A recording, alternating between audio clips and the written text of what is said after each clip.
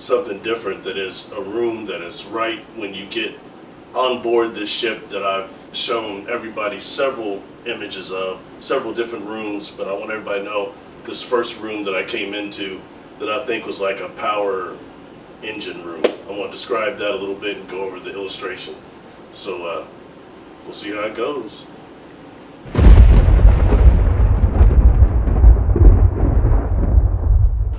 Salutations. I wanted to go over something today that is actually an engine room for the ship that I've already showed you everything else about it that I've seen, that I can remember, that I experienced, alright?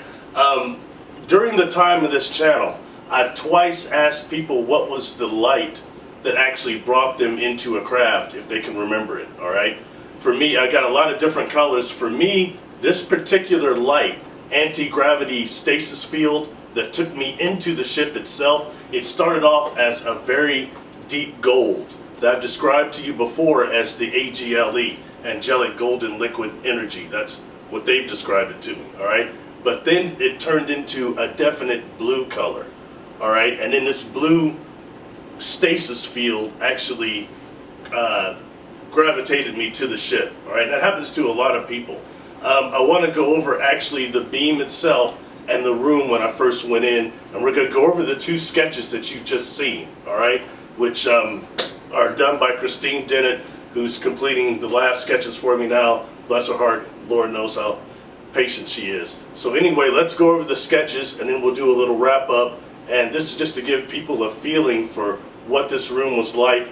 This will be the third engine room I've shown you. The third one on board a different craft, alright? 3 different crafts. So please keep that in mind. A lot of this is the first place you've seen it, so sorry I wasn't part of the secret space program or a super soldier, but this is real, it is what it is. So let's talk about these sketches and see what's happening. Alright, this is the first sketch, alright? This was redone for me by Christine Dennett Casara. She redid this illustration for me because the ship itself was a little bit bigger than what it appeared in the other one. It was about 100, maybe a little bit more than 100 feet in diameter, but most importantly, it had these gyro balls under it. There were 4, not 3. So she's put another one in there so you can see that. And most importantly, you can see a small door here now, a port. Alright, so when I was getting levitated by this blue beam into this craft, I'm coming up on it, and as I'm coming towards it, mind you, it seemed very fast, and I'm coming towards the metal ball at first. And that's very much what it appeared to be, coming towards this metal ball. So fast that I was putting out my hands and arms because I was afraid I was going to slam into it.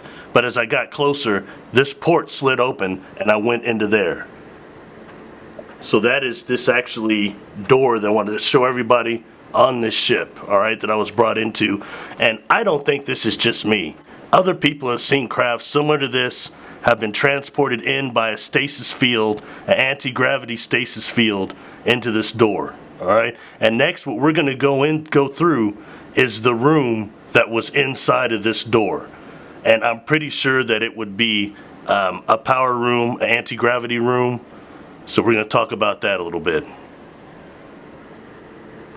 Thank you. Alright, this is sketch 2. This is inside of that door. Alright, and the first thing I want to say about this is that this room itself was a great deal bigger than what it seems on this sketch. It's almost impossible for her to show that. But this room was so big that I thought it was maybe a cargo bay, okay? In this room was, first of all, this blue column. It was large also, alright? It's got this blue mist energy light in it. Blue light type of energy in it. Maybe type of plasma, I thought at first, alright? Similar to that. That's over there. You see it's going into the walls, and the walls again are like a type of a mushroom, like almost that type of material, a mushroom type of material, slightly lighter in color, more of a gray than some of the other rooms inside the ship. Alright, most importantly, I want to go over right here this black box. And we're going to do another video talking about the black boxes a great deal more.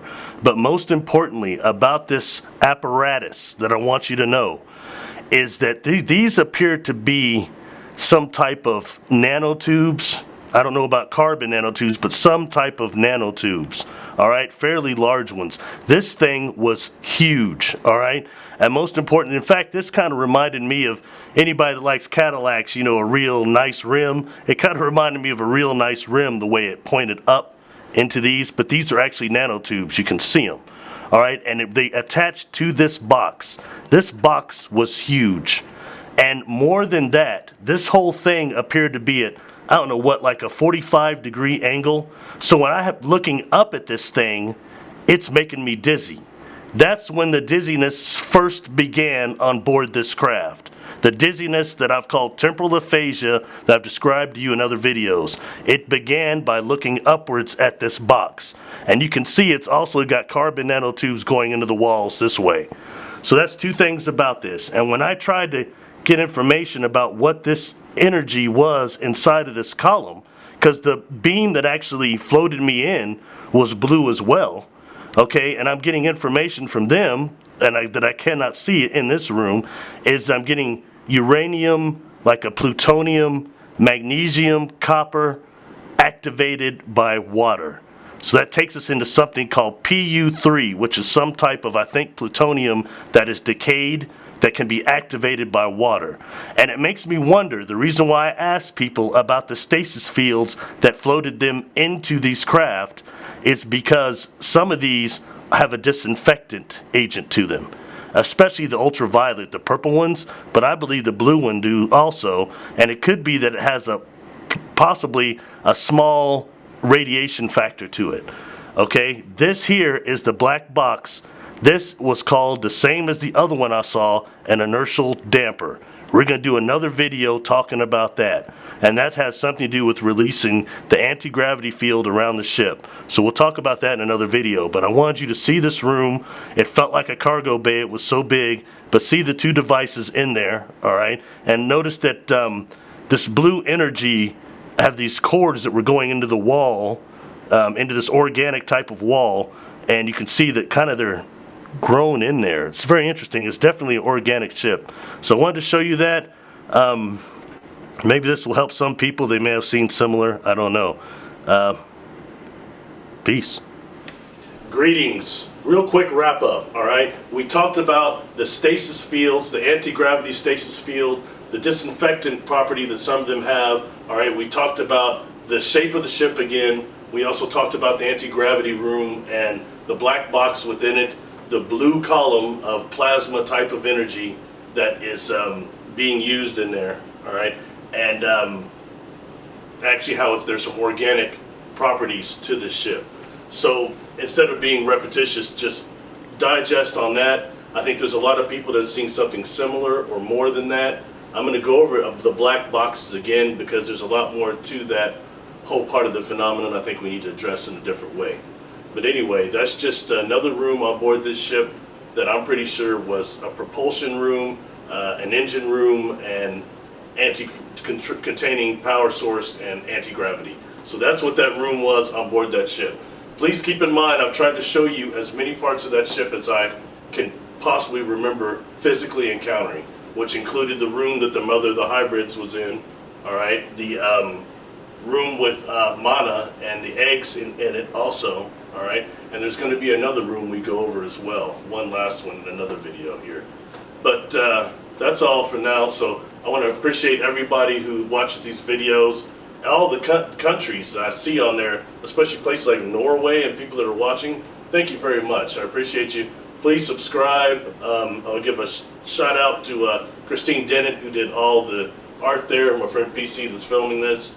I think that does it.